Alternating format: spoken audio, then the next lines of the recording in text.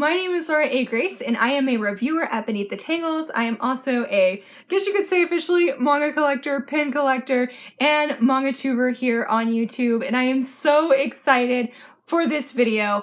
Recently, well, not maybe super recently, but I did a collaboration, we'll just say recently, with Beneath the Tangles of going manga shopping. But I shop for manga that you guys voted for in my stories on Instagram. My handle is at Laura A. Grace Author. This was so much fun. Like, we had a blast last time. The reviews of the manga that I got during that time are up here on Beneath the Tangles if you'd like to check them out. And oh my goodness, like, I'm just so excited for this video. Like, this one was pretty much the same as the last one in that over the course of, I think it was 3 days, well, 2 days, where I chose 4 random genres, 4 random themes, and then put them up as polls on Instagram, and then you guys voted for them.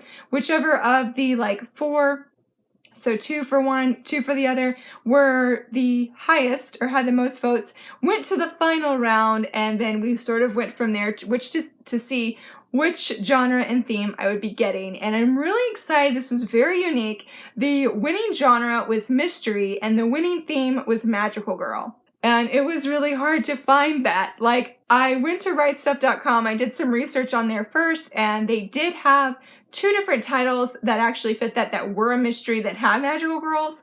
I think the first one was Magical Girl Apocalypse. I think it was. It had zombies in it, and I've never seen that. And reviewers were saying that it was really gory, and I can handle some, but not too much, so I did not get that one.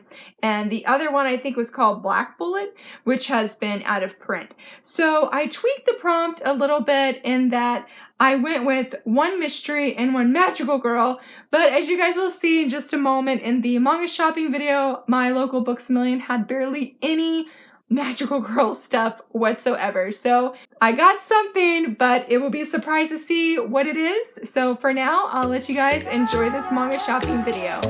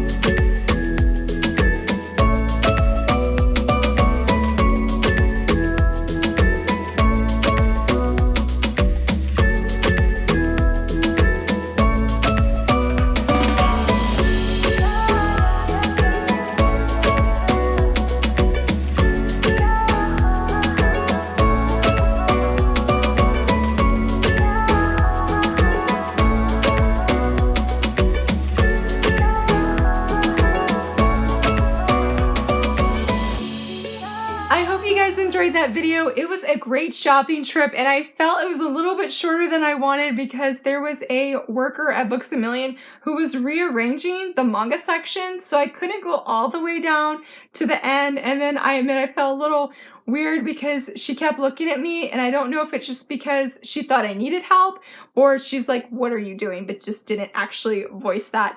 But either way, I had a really good time, and there were so many manga titles I wanted, but I didn't get as many as ones I wanted, but I got some really awesome ones for this prompt. To kick us off, let's go ahead and spotlight the mystery title I picked up, and it was Rosie in the Labyrinth. I hope I'm saying that right.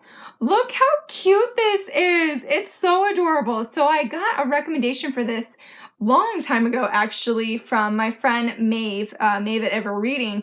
She had recommended this to me. She's like, it's super cute. I think you would enjoy it. And I just never got around to actually picking it up. And then I realized that this actually fits the mystery genre, mystery prompt. I think it's like a mystery blend with paranormal, supernatural.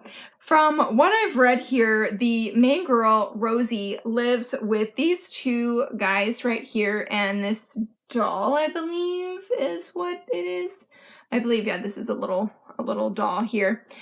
Cat doll, I should say.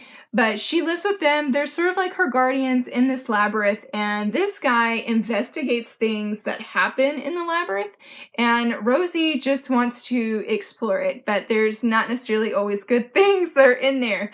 I skimmed through it, and it was super cute.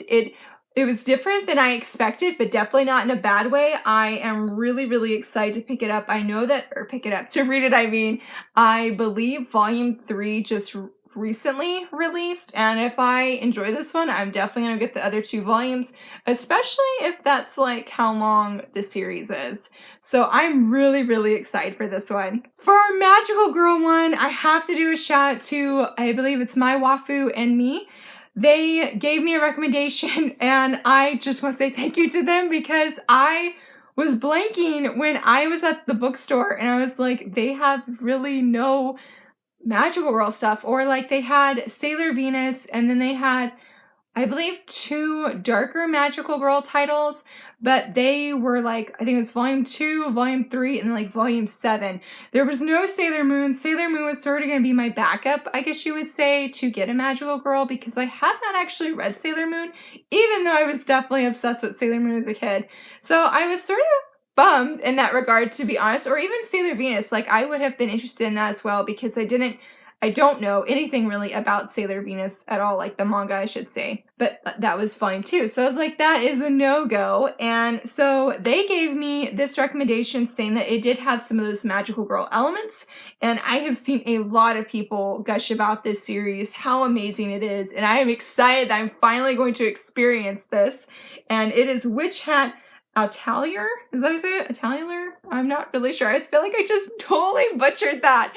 I have always admired the cover. In fact, the covers of this whole series are absolutely beautiful. And even the back is just as gorgeous. And I am really, really curious about this. I don't know too much about it, except for our main girl here, Coco, wants to sort of, I guess, learn magic and whatnot. And she goes to learn it, but things don't go well. And so I believe this young man here, or older man, I'm not really sure, is going to sort of help teach her so that she's not making these, I wouldn't say horrible mistakes, but horrible things that are happening from what she's doing, because she's just trying to learn. She's not doing it on purpose. The artwork is absolutely gorgeous. I was very, very impressed. It's interesting because for both of these titles, I did not mean to, or I should say I wasn't purposeful in doing like a paranormal, supernatural kind of bent. It just sort of happened that way. And I'm really curious about, like, I feel like both of these titles are sort of outside of my typical genre. I usually just sort of read contemporary and sports because that's what I enjoy reading. But we have something a little bit more fantasy, like I said, paranormal and supernatural like. So I'm really, really curious to just see what I'm going to think of both of these titles. Have you guys read them at all? Totally let me know in the comments. I would love to just hear your thoughts on them, and I will definitely have a review, video review of both of these, sharing my thoughts, what I liked and whatnot, and I have a feeling probably gushing about 2 of these because like I said, I skimmed through both of them. Well, I wouldn't say skimmed through all of them, but have read a little bit of it and enjoyed both of them. If you enjoyed this video, please give it a thumbs up and subscribe, and see you guys soon. Bye!